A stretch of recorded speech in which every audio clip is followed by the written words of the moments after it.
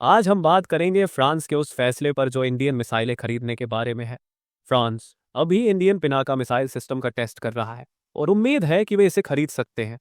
हाल ही में एक senior French army officer ने भारत में इस बारे में बयान दिया है। यह एक बहुत बड़ी खबर है जिसको भारतीय मीडिया के साथ साथ ग्लोबल मीडिया भी बड़े पैमाने पर कवर कर रहा है।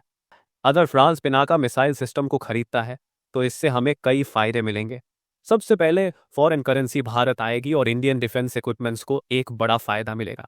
इससे हमारी मिसाइल्स का एडवर्टाइजमेंट भी हो जाएगी।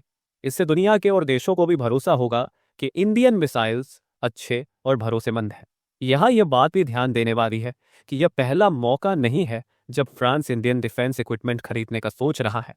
हाल के रिपोर्ट्स के हिसाब से फ्रांस पहले भी भारत से काफी सारे डिफेंस इक्विपमेंट खरीद चुका है। फ्रांस, आर्मेनिया और यूएसए, ये तीन देश सबसे ज्यादा भारत से डिफेंस इक्विपमेंट खरीदते हैं। हमारे डिफेंस एक्सपोर्ट्स 6 बिलियन डॉलर तक पहुंच चुके हैं, जो काफी अच्छी बात है। लेकिन हमारा टारगेट 5 बिलियन डॉलर का है और इसे पाने के लिए हमें अभी काफी मेहनत करनी होगी। फ्रांस आमतौर पर भारत से छोटे आइटम्स, सॉफ्टवेयर और स्पेयर पार्ट्स खरीदता है जिन्हें भारतीय कंपनियां बनाती हैं। लेकिन किसी बड़े सिस्टम जैसे पिनाका मिसाइल सिस्टम को खरीदने का फैसला फ्रांस ने अब तक नहीं लिया है। सोचिए, अगर फ्रांस पिनाका मिसाइल सिस्टम खरीदे तो यह कितना बड़ा कदम होगा।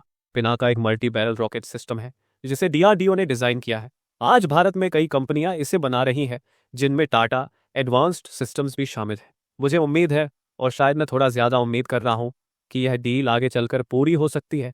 फिलहाल Pinaka multi barrel rocket system की रेंज लगभग 19 किलोमीटर है और हाल ए में 300 किलोमीटर रेंज के मल्टी बैरल रॉकेट सिस्टम को भी अप्रूवल दे दिया गया है। शायद भारत ये नया सिस्टम भी फ्रांस को ऑफर कर सकता है। पिनाका सिस्टम वार में भी सक्सेसफुल प्रूव हो चुका है। खास तौर पर कारगिल युद्ध में इसका परफॉर्मेंस शानदार रहा था। डीआरडीओ ने इस मिसाइल सिस्टम का नाम पिनाका रखा है। पिनाका मिसाइल सिस्टम का एक यूनिट लगभग 60 से 65 मिलियन डॉलर का होता है। अगर हम फ्रांस को ऐसे 10 यूनिट बेचते हैं तो ये भारत के लिए बड़ी डील हो सकती है। फ्रांस एक बड़ा देश है और उसकी सिक्योरिटी की ज़रूरतें भी बड़ी है। लेकिन इसमें एक प्रॉब्लम भी है। हो सकता है कि फ्रांस इसे खरीदने के बाद यूक्रेन को दे दे, जैसा कि यूरोप के कई देश पहले से कर रहे हैं। हाल ही में जर्मनी के फॉरेन मिनिस्टर का एक वीडियो वायरल हुआ था जिसमें वहां के लोगों को बता रही थी कि जो पैसा जर्मनी अपनी जनता, स्कूलों और दूसरी जगहों पर खर्च कर सकता था, वह यूक्रेन को मदद के रूप में दे दिया गया। यह दिखाता है कि यूरोपीय देश यूक्रेन की हार नहीं देख सकते, क्योंकि अगर ऐसा होता है तो रूस को बहुत ताकत मिल सकती है। इसीलिए डर है कि फ्रांस ये सिस्टम खरीदने के बाद यूक्रेन को न दे दे, जिससे डील पर असर पड़ सकता है। और हो सकता है कि फ्रांस खुद की सुरक्षा के लिए पिनाका सिस्टम की इतनी इंपॉर्टेंस महसूस ना करे, क्योंकि उनके पास पहले से ही और भी एडवांस्ड सिस्टम्स है। या फिर हो सकता है कि फ्रांस इसे किसी अफ्रीकी देश को दे दे। मगर अगर यह डील सक्सेसफुल होती है तो यह भारत के लिए ऐतिहासिक साबित हो सकती है। इस डील की वैल्यू करीब 300 से 600 मिलियन डॉलर तक हो सकती है, जो डीआरडीओ और भारत की डिफेंस टेक्नोलॉजी के लिए बड़ी अचीवमेंट होगी, क्योंकि इससे यूरोपीय देशों का भारत की तकनीक पर भरोसा दिखेगा। वैसे मैं आपको बता दूं कि आर्मेनिया पहले ही पिनाका मिसाइल सिस्टम को खरीद चुका है और उसका इस्तेमाल भी कर चुका है। इस सिस्टम के यूज में आर्मेनिया को अच्छी सफलता मिली थी।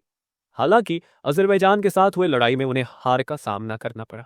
फिर भी जिन मिसाइल सिस्टम्स को आर्मेनिया ने खरीदा था वे काफ़ी अच्छे तरीके से परफॉर्म कर रहे हैं और आर्मेनिया इनके रिजल्ट से खुश है।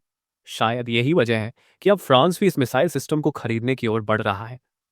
आने वाले कुछ महीनों में हमें इस डील को लेकर नई अपडेट्स देखने को मिलेंगी, जिससे हमें यह भी समझ आएगा कि ट्रंप के आने का यूरोप और बाकी दुनिया पर क्या असर पड़ सकता है।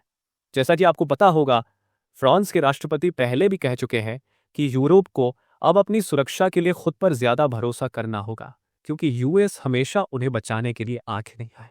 यूरोप धीरे धीरे इस ओर कदम बढ़ा रहा है कि वो खुद की प्रोटेक्ट का इंतजाम खुद करे। इस बदलाव का बड़ा फायदा भारत को भी हो सकता है। मैं सरप्राइज नहीं होगा अगर फ्रांस इस डील को भारत के साथ अपने रिश्ते मजबूत करने के इरादे से मंजूरी दे दे।